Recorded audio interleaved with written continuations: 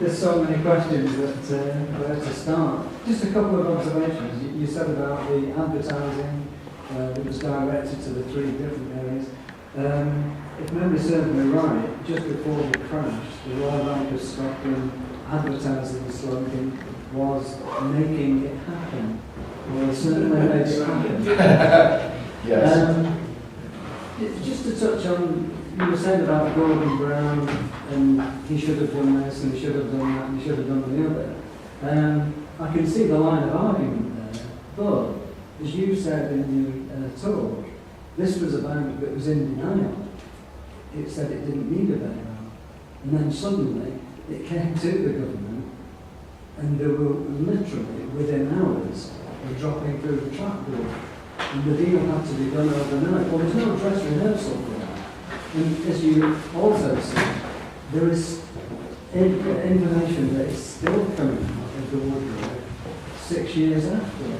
So there was no way that any government or any individual was ever going to get it right first time round. Yes, but I think I totally agree. It was panic stations in the Treasury and in Downing Street in early October 2008. But Gordon Brown also had an ideological antipathy for nationalisation because he didn't want to be he didn't want the Tory fundamental opposite, including Cameron, to point the finger at him and say he was a milk cap socialist who believed in renationalising the banking sector. I think that might have been an issue. But you're right, in the heat of the moment, and I did speak to someone who was in the team that advised the Treasury about this, and they did say that the idea of 100% nationalising RBS suddenly was contemplated, but they realised they couldn't do it actually because if they'd done that they would have had to nationalise the whole banking sector, and it was just that would have been too much to take on, especially in terms of the risk of the UK public accounts. So it's a good point. But Make It Happen was definitely the logo of RBS until that point. There is another book which I don't normally mention by another journalist called Ian Martin, which is actually called Make It Happen. Far worse than mine. Yes. In hindsight, then, should it have been allowed to fail?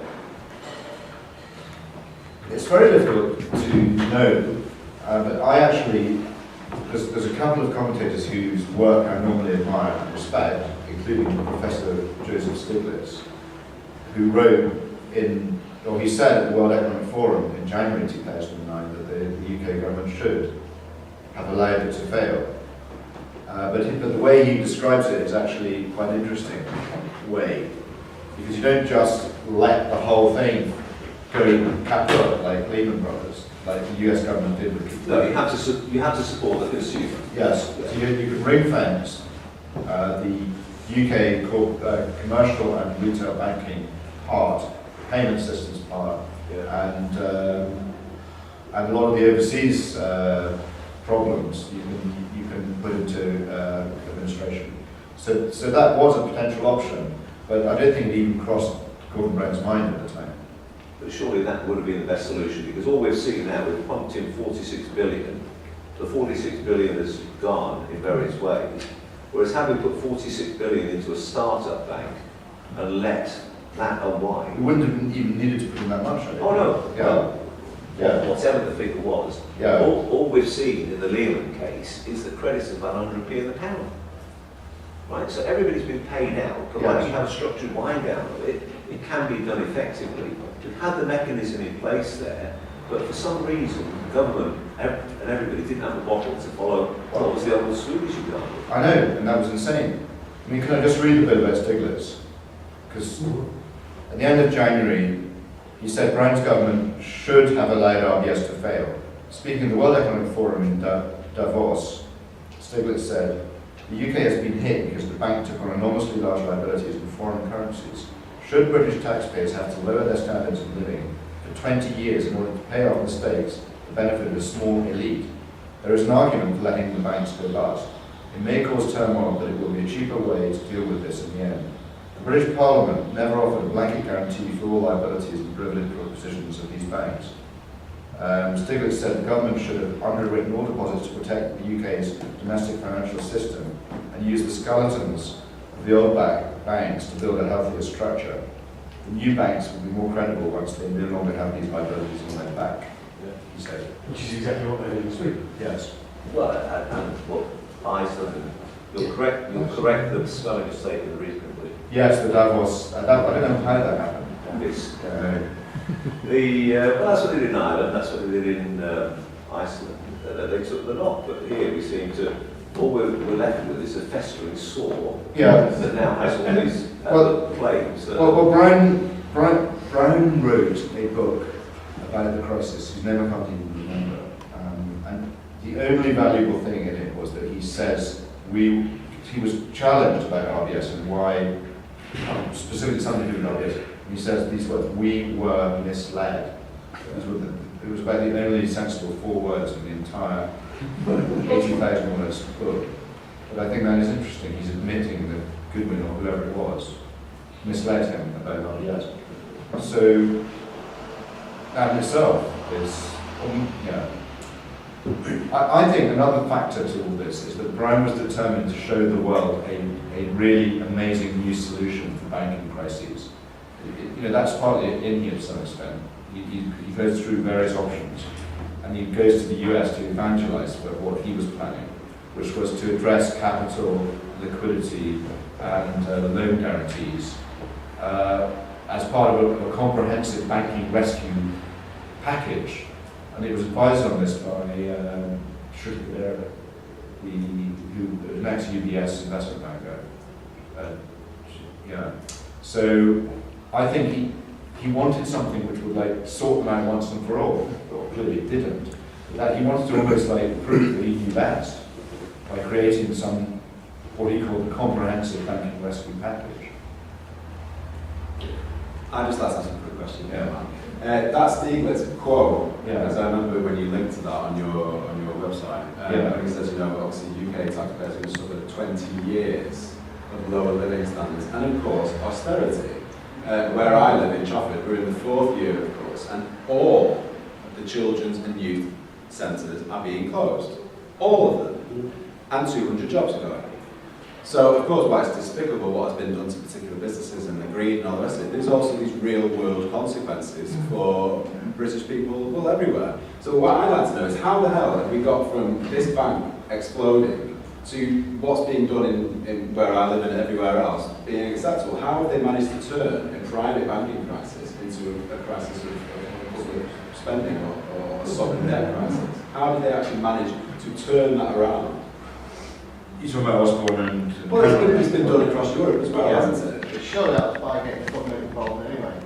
Sorry, didn't you hear that? Surely that was by getting the government involved in it anyway. Yeah, we paid for it.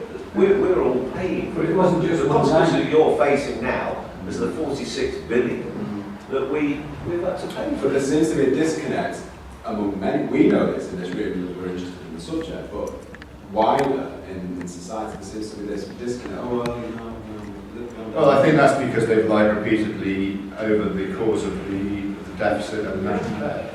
They blame Brown for being spendthrift before the banking crisis. If intelligent people can recognise this, how have the media, and forget the particular politicised parts of the newspaper media, how have the TV journalists and others allowed this to become this is the way it is? Well, according to Nicholas Wilson, the HSBC owns the BBC, but I don't think that's true. But there is a new woman who's the new chairman of the Board of Governors, or Board of Trustees, or whatever they're called, who was a senior HSBC director. To me, that's quite dangerous. The fact that, what's his name? The head of news of the BBC is from the Times, and was the former editor of the Times. What's his name? James somebody.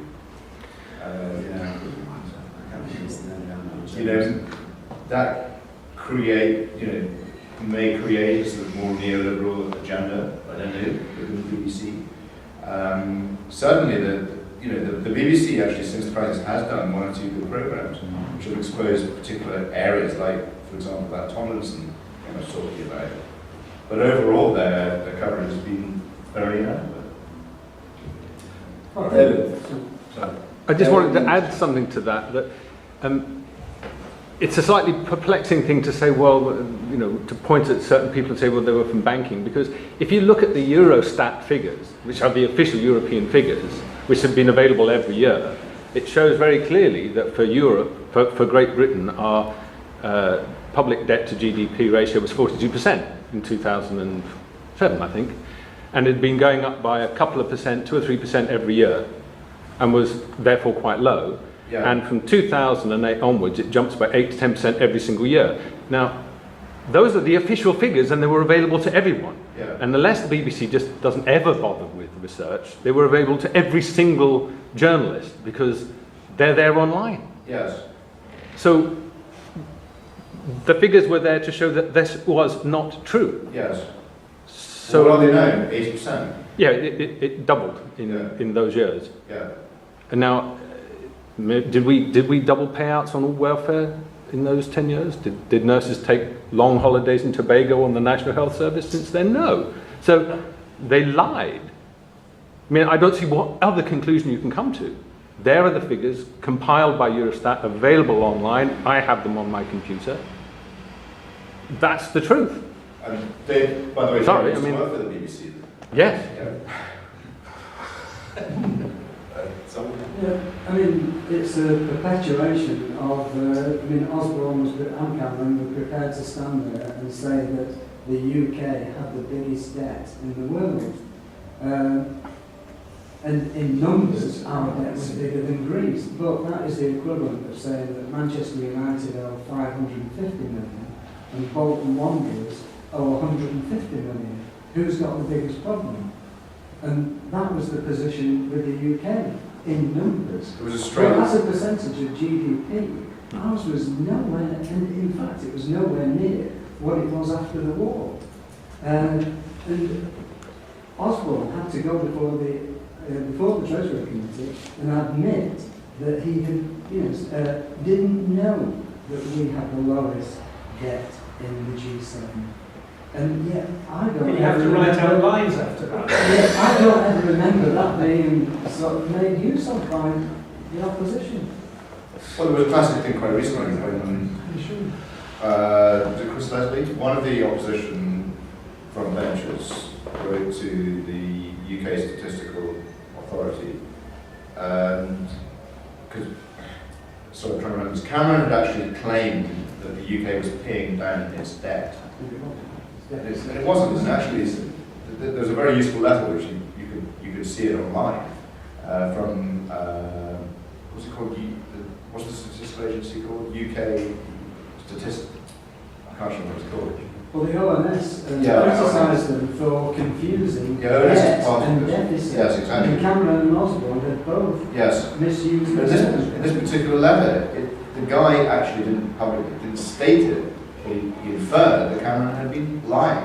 Because, you look at the total, as you were saying, David, total national debt and debt to GDP ratio is rising on an annual basis.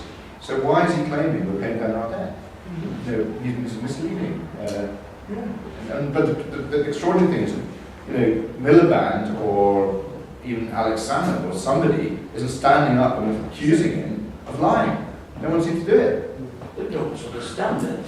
This gentleman, and then that. Yeah, well, I mean, I think that's the point that I wanted to make, really, that clearly Osborne and Cameron are lying.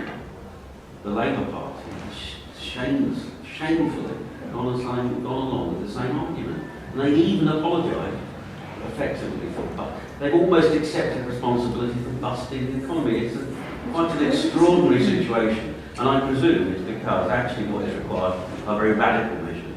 Nationalisation, telling banks what to do, a great programme of public works, maybe greening the economy, the kind of thing that the Green Party is beginning to try and get onto the agenda.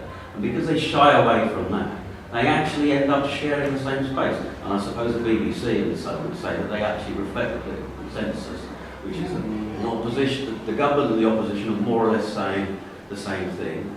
There's a hair's breadth between us, and we'll talk. We discuss the inch, and that is really very impressive. That's partly why you get the rise of UKIP and even the SNP in Scotland. Because people are just disenchanted. But I'm not saying that they offer the answer at all, but it's obvious that if the political parties are so close and arguing over what we call the way, but The Overton window. yes. They operated in something called an Overton window, which is a term coined with what's politically acceptable to say. Yes. And you will get you right. You mentioned some of the, obviously, the reforms post-financial crisis, Cunliffe or somebody. Cunliffe. I'll have a look at that when I get home. But it's this issue of higher capital adequacy ratios and these kind of things, how much those regulations how much they make a difference or to what extent they're completely insubstantial, because effectively the incentives to sell on crappy loans and engage in huge leverage remain the same, in which case we're just surely on borrowed time before the next crisis, which is what I end up hearing quite a lot, which then raises the question of when it's going to come. So first of all, a question about how significant you think these regulations are, and how much and whether they'll make any difference at all. And if not, the second question is then surely another crisis is going to come in the next year or two, or at least the next few years. I definitely don't think they go far enough. I mean, they are an improvement on what we had before, because from 3% to 10 is a significant change in capital adequacy ratio. But I think Anat Marty, who's a professor of banking and finance at Stanford University in California, is right. She says it should be more like 30 or 40%, which is what it was in the period when there were fewer bank failures, like in the 19th century and in the 18th century.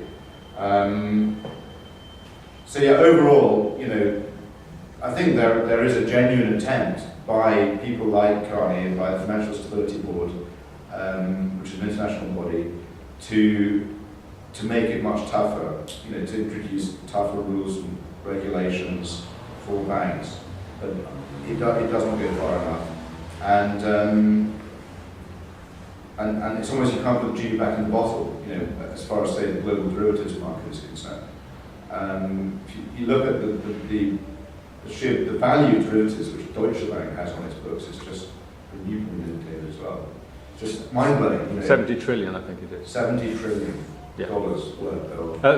That's notional, but don't worry, they'll net it out, it'll all be fine. So, how do you get that genie back in the bottle? Just my own knowledge of RBS shows that the culture hasn't changed. The overall culture, which is, bend the rules, obfuscate the accounts, shaft the customer, it's still very much there. So it's deeply depressing in many ways. You'd have thought more lessons would have been learned. In terms of the next crisis, I think the whole thing is fragile. The whole global financial system remains fragile, and the next crisis could happen at any time. David?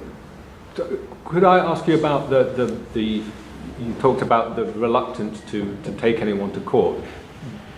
In the people that you've talked to, do you have any indication of whether the British system is where the American Department of Justice is? Because they've come out very clearly and said we will not prosecute any of the global banks for a criminal offence, because to do so would bring down that bank and therefore the system. And they came out and said it in black and white. Well, they haven't quite said that. They have actually prosecuted some people, one of whom I mentioned, in the US.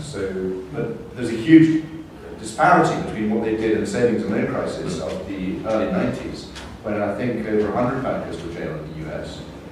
And it was a far less serious financial crisis than what we've had. With there was just as much fraud. Sorry, there was probably far less fraud then than there has been in the subprime market between 2003 and 2007. So something odd has happened in the US about not prosecuting bankers. Well, not prosecuting banks. I mean, when Wachovia or HSBC in America did launder money, they said, but the bank's not guilty criminally. Yeah, well, that apparently was largely thanks to personal intervention of David Cameron, who lobbied personally, this is just a rumour by the way, on behalf of HSBC, because his cabinet minister, his minister for trade was Stephen Green, a very reverend and venerable Stephen Green, who used to be chairman of HSBC. And so there is a view that Cameron directly intervened, and if he hadn't, then HSBC would have had its US license removed, in which case it would probably have gone out of business, which would have been a massive blow for the UK and from an economic perspective, it would have been quite a serious thing. So the banks are like that, are technically too big to fail, and actually, what's his name, Andrew Bailey, who's the head of the Prudential Regulation Authority, which is part of the Bank of England, stated around that time, and that all that was happening, that there were banks that were too big to prosecute. So they do these things called DPAs, deferred prosecution arrangements, whereby, as long as it behaves over the course of the next 5 years and plays ball in terms of releasing documentation relating to other scandals, the bank is basically let off the hook with, say, a $2 billion fine in that case. It was given a 1.7 billion US dollar fine. But it's strange. I mean, why should bankers be above the law? I don't know. Right. Wear white shirts. Okay, it's only one, Nigel 2, General 3, 4, that lady, and then Boris 5, right? Go in that order. I'd just like your observations on a couple of things. Yeah. And it's interesting that yesterday the report that came out was very critical of KPMG as the role of auditors in the co-op. And I'd just like your observations on the auditors, who were doing the audit for RBS. Yes. Who, as well as being the auditors, were also taking fees from another section, massive fees, Yes. millions. Were they ever likely to rock the boat? And then observations also on the fact, was it important that when all these banks finally hit the wall and they went before the Treasury Committee, that not one of them had a formal banking qualification? Is that important to run the bank? Yeah, I know that it's a bigger picture. Well, the only one who knows Terry Wood. You couldn't become a bank manager without being an ACIB. Yeah.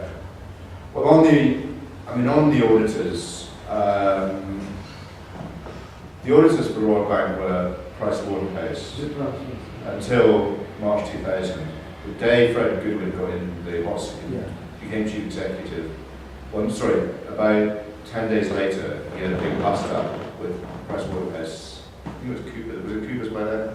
Yeah, I think it was. With Pricewaterhouse and basically they put their foot down on a particularly creative accounting treatment, which to them was just one, it was just beyond the pale. It was one step too far, even for PricewaterhouseCoopers. So a guy called Amias Morse, who now runs National Audit Office, was then the audit plant on RBS. So basically Fred fired him within 24 hours. And he brought in his old firm where he had been a partner for approximately 16 years, Deloitte's. And he felt they would be more, inverted commas, biddable than PwC had been. And they certainly were, because they never, there was one occasion in 2007, which I've heard of, when they did actually question Goodwin and or his finance director. But I wasn't able to put it in the book because I didn't manage to stand it up. But my overall view is basically the large accountancy firms sold out in the 80s. As soon as they decided they wanted to be business services supermarkets offering a huge range of business services to corporate clients, including insolvency, including consultancy, including IT consultancy, and crawling all over these large corporate clients, they basically became so obsessed with their own profitability they were never going to really stand up to very rarely will they stand up. Maybe this is wrong. I don't know what goes on behind closed doors. If anyone here is an accountant, yeah, you do. But they lost their professional skepticism. They sacrificed it on the altar of greed. That's a a good phrase, isn't it? Sacrifice on the altar. So, what about the banking qualifications? Yeah.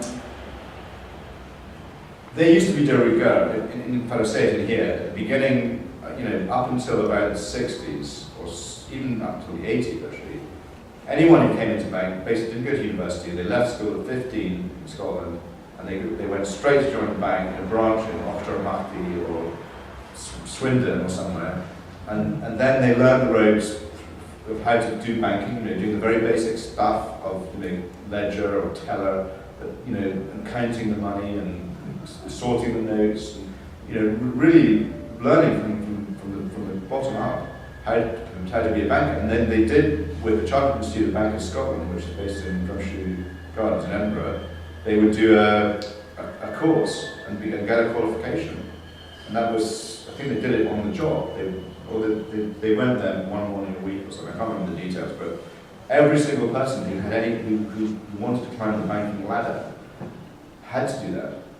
And Well, you couldn't be be a unheard of. manager without having your ACIB. Yeah, it'd be unheard of for the chief executive of the bank not to have that. And that will change in 87 in this bank's case, because for the first time they brought in an outsider who'd never been in a banker, called George Mathewson, who actually had run a development agency called Scottish Development Agency, and had also been a venture capitalist with 3i, and had also worked for an aviation business in Buffalo, New York, to come say that none of these involved banking. But he came in at the very top to run the whole thing.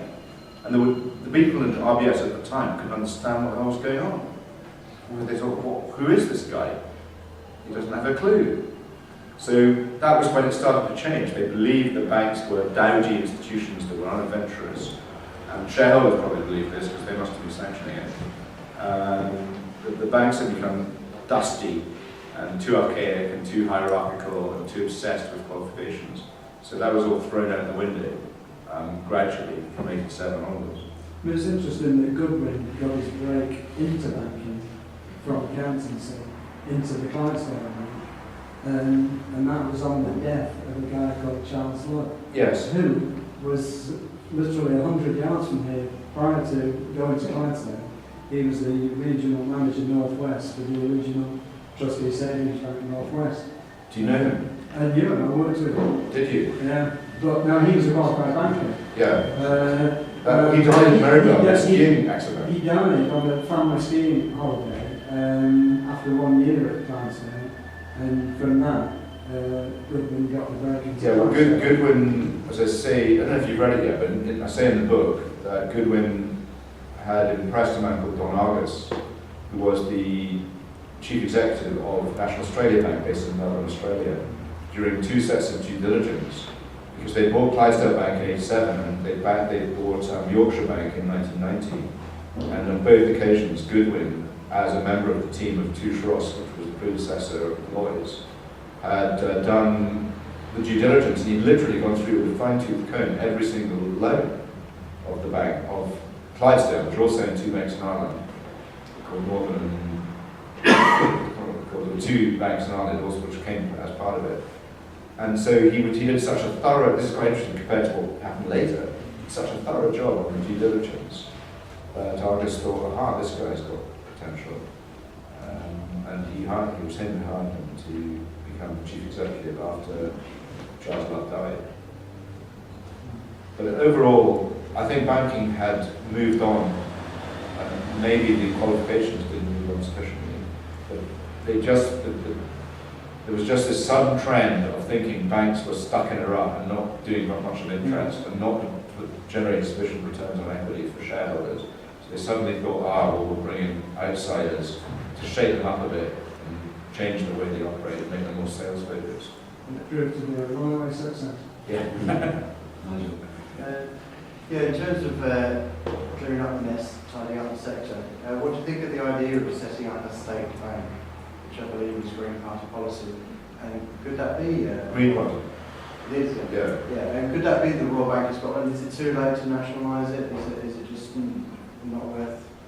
I actually think my personal view is it's too polluted to have any real value. But it is a possibility, but you'd have to have some kind of cultural revolution inside the bank if you're going to use that as starting point for a nationalised bank. So would that be a business bank or a commercial or a retail bank or all three? You tell me, just wondering what Yeah. you feel the idea, or just setting up a national bank, is that a good idea? To be a model of this is how a bank should be run? I think it would be very interesting. I think it should be done, but I think there would be a lot of risks attached as well, because just because it's owned by the public sector doesn't mean it's going to be a paragon of virtue. When Credit DNA was owned by the French government, it actually became one of the most corrupt banks in the world. Who owns the Bank of England? Sorry? Who owns the Bank of England? Oh, I can't say who owns the bank. Who- Who owns it? It's been nationalised. Yes. Has it? Yes. It's You know nationalised. me. Yes.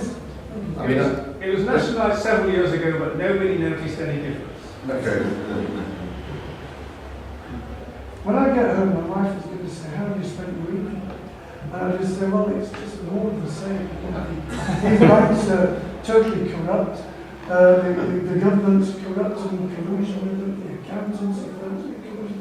The whole privatisation concepts, are all involved in it. This neoliberal agenda. How the hell do we get out of it? Both the Labour Party seem to be signed up to it, the Overton window, the Liberal Democrats obviously are, the Conservatives are. What can anybody do about it? We have to stop with it, as far as I can see. Unless but this is a revolution. And it's like young people in Trafford who, are suffering from it. And I see my potential for my children to suffer from it, and their children to suffer from it. Well, you could change company law in order to ensure that it wasn't just shareholders whose interests were prioritised by. Well, that do want something. But which political party is addressing itself to this? The Green Party. The Green, maybe. Yeah, but they're not. Well, the Greens are perhaps the main hope, but their share of the vote is still so tiny. It is, yeah. Thanks to our wonderful voting system. Yeah. I think just to comment what the young man said there is RBS became too big to regulate. Yeah. No mind too big to fail, it's too big to regulate, so you can't even get to that stage where you can even have a system where you can think you can control these things. I think from what everything has to get smaller. Yes. Economies have to get smaller. You have to, in Trafford, you've got to spend all your money in Trafford. And if you spend your money in Trafford, the economy in Trafford will improve and everything will grow. And I think that's what you have to do, is to look forward as to how we sort it out. And I think that economically, the country's sorted out by growing small economies in the areas that we live. Well, that's one. The question I wanted to ask you is, history teaches us that where you have a damaged brand, such as RBS, it doesn't recover. And we've had Arthur Anderson, we've had all these other large corporate failures in the past. Surely RBS is too far damaged for it to struggle much longer. Yeah, I think I more or less say that in conclusion. And I think it needs to be broken up and rebranded. I think they need to basically set that the failed, trying to regenerate RBS as a brand is you're hiding to nothing. And NatWest, I think, is a less damaged brand than RBS, and actually it has a bigger retail presence In England. But I actually listed how other damaged brands have rebranded and managed to recuperate. Sorry. Somebody. Thank you very much. Cheers. Yeah, Excellent. good to meet you. Good evening. Thank you. Yeah. Sorry it was depressing. I know.